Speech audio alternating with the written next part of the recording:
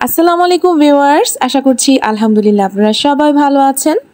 আজকে আপনাদেরকে মুগ ডালের পাকন পিঠা তৈরি করে দেখাবো খুব সহজেই। আমরা অনেকেই আছি বা অনেক আপুরাই আছেন যে মুগ ডাল পিঠাটার কথা শুনলেই মনে হয় যে অনেক কঠিন হয়তো এই পিঠাটা। আসলেই না, আসলে একদমই এই ধরনের কিছু না, অনেক সহজ রেসিপি। আসলে স্টেপ বাই স্টেপ ফলো করলেই খুব সহজেই পিঠাটা তৈরি করা যায়, আর ডিজাইনটা তো একদমই সহজ। চলুন তাহলে রেসিপিটা দেখে নেওয়া যায়। এখানে আমি হাফ কাপ পরিমাণ মুগ ডাল নিয়েছি। মুগ ডালগুলোকে আমি শুকনো অবস্থায় হালকা একটু টেলে নিচ্ছি, নেড়েচেড়ে ভেজে নেব একদমই অল্প আছে। যেই পর্যায়ে মুগ ডাল থেকে খুব সুন্দর একটা ফ্লেভার বের হবে তখনই মুগ ডালটাকে নামিয়ে নেব। কোনোভাবেই কিন্তু কালারটাকে বেশি লাল করা যাবে না বা পুড়িয়ে ফেলা যাবে না, এতে করে পিঠার কালারটা কিন্তু নষ্ট হয়ে যাবে। এ পর্যায়ে চুলাটা একদমই বন্ধ এবং এখানে পানি দিয়ে দিচ্ছি, আর ডালগুলোকে আমি কয়েকবার পানি পাল্টে পাল্টে ধুয়ে নিচ্ছি। ধুয়ে নেওয়ার পর এখানে পর্যাপ্ত পরিমাণে পানি দিয়েছি ডালটাকে সেদ্ধ করার জন্য। যেহেতু এখানে চালের গুঁড়া দিয়েও আমি সেদ্ধ করে নেব, সো সেই জন্য ডালটাকে সেদ্ধ করার জন্য যতটুকু পানি প্রয়োজন তার থেকে একটু বেশি দিয়েছি। এবার সামান্য একটু লবণ দিয়ে সেদ্ধ করে নিচ্ছি। সেদ্ধ হয়ে যাওয়ার পর আমি এখন একটা ডাল ঘুটনি দিয়ে ভালো করে ঘুটে নিচ্ছি। আপনারা যদি বেশি পরিমাণ ডাল সেদ্ধ করেন বা পিঠা তৈরি করেন, সেই পর্যায়ে ডালটাকে সেদ্ধ করার পর ঠান্ডা করে ব্লেন্ডারে ব্লেন্ড করে নিতে পারেন। অবশ্যই ডালটাকে ভালো করে সেদ্ধ করে নেবেন। এই পর্যায়ে সামান্য আরেকটু লবণ দিয়ে দিলাম আর পানিটাকে আরেকটু শুকিয়ে নিলাম। আমি যেহেতু হাফ কাপ পরিমাণ ডাল দিয়েছি, সেখানে 1 কাপ পরিমাণ চালের গুঁড়া দিচ্ছি। আমি এখানে সেদ্ধ চালের গুঁড়াটা ব্যবহার করছি। আপনারা চাইলে আতপ চালের গুঁড়া অথবা ময়দা দিয়েও কিন্তু পিঠাটা খুব সহজেই তৈরি করতে পারবেন। তো এই পর্যায়ে চালের গুঁড়াটাকে আমি দিয়ে দিচ্ছি, আর এখন কোনো নাড়াচাড়া দেব না। চুলার আঁচটাকে একদমই লো হিটে দিয়ে ঢাকনাটা দিয়ে 2 মিনিটের জন্য দমে রাখবো। এর মাঝে আর ঢাকনাটা খুলছি না। 2 মিনিট পর ঢাকনাটা তুলে আলতোভাবে একটু নেড়েচেড়ে দিচ্ছি। চালের গুঁড়ার নিচে যেন একটু ভেজা ভাব থাকে, সেভাবেই আবার ঢেকে 2 মিনিটের জন্য অল্প আঁচে রেখে দিলাম। 2 মিনিট পর ঢাকনা তুলে নিয়ে ভালো করে নেড়েচেড়ে মিশিয়ে নিচ্ছি। এই পর্যায়ে কিন্তু চালের গুঁড়াটা একদমই সেদ্ধ হয়ে গেছে, চুলাটাও এই পর্যায়ে বন্ধ। আমি দেখিয়ে দিচ্ছি আমি কি পরিমাণ সেদ্ধ করেছি, একদমই কিন্তু ভেজা ভেজা ভাব নেই। এখন ঢাকনাটা ঢেকে চুলা থেকে নামিয়ে আমি পিঠার জন্য শিরাটা তৈরি করে নেব। আমি পিঠার জন্য শিরাটা তৈরি করছি। এখানে 1 কাপ পরিমাণ চিনি আছে আর 1 কাপ দিয়ে দিচ্ছি পানি। আজকে আমি শিরাটা তৈরি অতিরিক্ত ঘন করব না, 1টা 2টা শিরা করব না। শিরাটা জাস্ট আঠালো হবে, সেই পর্যায়ে আমি পিঠাগুলো এর মধ্যে ডুবিয়ে নেব। আসলে অতিরিক্ত তার করে শিরাটা তৈরি করলে পিঠাগুলো ঠান্ডা হওয়ার পর একটু ক্রিস্টালাইজ হয়ে যায়, সেই জন্য আর কি এই পদ্ধতিটি। এই দেখতে পাচ্ছেন আমি কোনো তার শিরা করিনি, আমি একদমই আঠালো একটা শিরা করেছি। তো এই পর্যায়ে চুলাটা বন্ধ করে আমি শিরাটা নামিয়ে রাখছি। এখন পিঠাগুলো ডিজাইন করে নেওয়ার পালা। পিঠা তৈরির জন্য এখানে আমি একটু মোটা একটা রুটি বেলে নিয়েছি। অনেকেই মুগ ডাল পাকন পিঠাটা একটু বড় বড় সাইজের তৈরি করে, কিন্তু আমার কাছে বিশেষ করে মুগ পাকন পিঠাটা একটু ছোট সাইজের ভালো লাগে, কারণ এটা অনেক উৎসব, গায়ে হলুদ বা যে কোনো অনুষ্ঠানে এই পিঠাটা পরিবেশন করা হয়। তো ডিজাইনের জন্য এখানে আমি সুই এবং একটা খেজুরের কাঁটা নিয়েছি।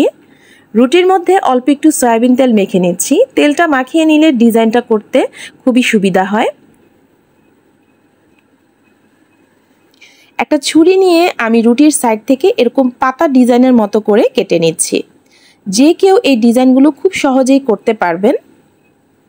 আজকের পর থেকে মুগ ডালের পিঠা তৈরি করলে কখনোই আপনাদের কাছে কষ্ট মনে হবে না, খুব সহজেই তৈরি করতে পারবেন। তো সাইড থেকে এভাবে পাতাগুলো কেটে নেওয়ার পরে মাঝে যেই অংশটুকু থাকবে সেটা কিন্তু নষ্ট হবে না, আমি সেখান থেকেও কিছু ডিজাইন কেটে নিচ্ছি। পাকন পিঠাটা মেখে নেওয়ার সময় বা খামিরটা মথে নেওয়ার সময় ডিমও কিন্তু দেওয়া যায়।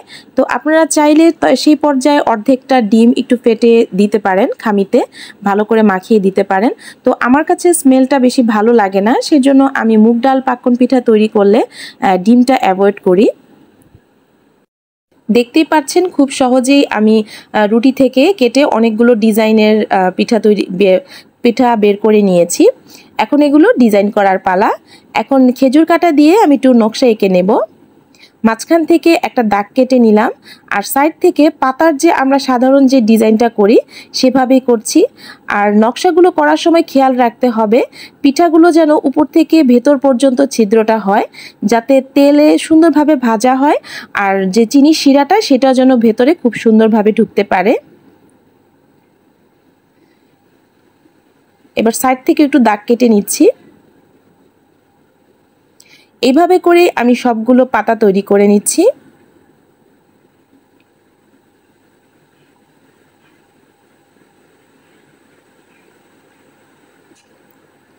পাতাগুলো সব তৈরি করা হয়ে গেছে। এখন যেই চারকোনা বাঁকা বা ত্রিকোণা যে ডিজাইনগুলো কেটেছিলাম সেগুলো ডিজাইন করে নিচ্ছি। আসলে বলার থেকে দেখলে আপনাদের কাছে বেশি সুবিধা মনে হবে, আর এভাবে সুন দিয়ে ডিজাইন করলে তো আরও বেশি সহজ হবে। আমি যেহেতু প্রায় নকশি পিঠা তৈরি করি, তো সেই জন্য আমার কাছে সবসময় এই খেজুরের কাঁটা এবং যে কোনো নকশা করার সরঞ্জাম আমার কাছে সবসময় থাকে। আপনারা চাইলে টুথপিক অথবা শাসলিকের কাঠি দিয়েও এই ডিজাইনগুলো করে নিতে পারবেন খুব সহজে। খেজুর কাটা না হলে যে পিঠাটা হবে না, আসলে সেরকম কিছু না। যে কোনো কাঠি দিয়ে আপনারা এইভাবে নকশাগুলো এঁকে নিতে পারবেন।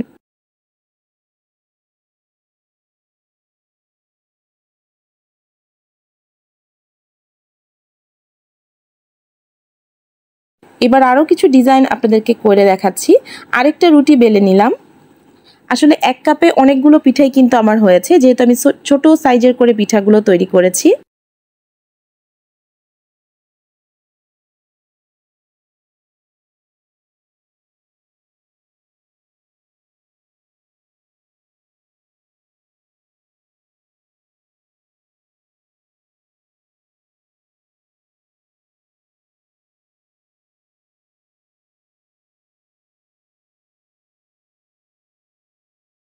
এখন এই পাতাটাকে আমি সুন দিয়ে মাঝখানে এরকম একটু কাটা কাটা করে দিলাম, আর খেজুর কাটা দিয়ে এভাবে পাতার সাইডটা এঁকে নিচ্ছি। যে কোনো ডিজাইন করেন না কেন অবশ্যই ভেতর থেকে একটু ছিদ্র হতে হবে, তাহলে খুব সুন্দরভাবে এটা শিরা ঢুকবে। আর ডিজাইনটা চেষ্টা করবেন একটু ডাবিয়ে ডাবিয়ে করতে, তাহলে ভাজার পর দেখতেও সুন্দর লাগবে। এবার গোল কিছু কেটে নিয়েছি, সেগুলো ডিজাইন করছি। সুন দিয়ে এভাবে চারোপাশ দিয়ে পাপড়ির মতো কেটে নিচ্ছি। এরপর যে শাসলিকের কাঠি আছে সেটা দিয়ে আমি সাইডটাকে এভাবে হালকা হালকা একটু কেটে নিচ্ছি।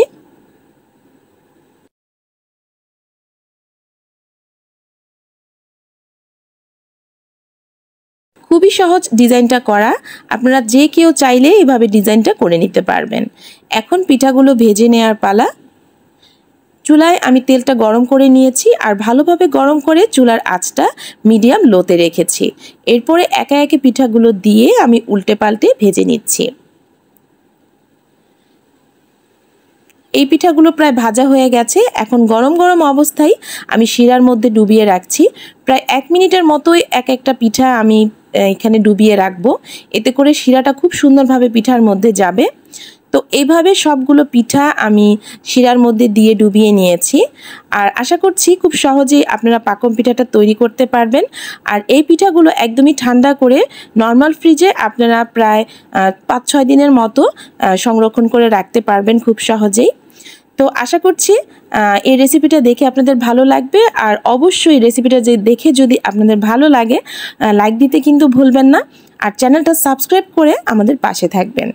ভালো থাকবেন, সুস্থ থাকবেন। এতক্ষণ ধৈর্য ধরে আমার রেসিপিটা দেখার জন্য অসংখ্য ধন্যবাদ। আল্লাহ হাফেজ।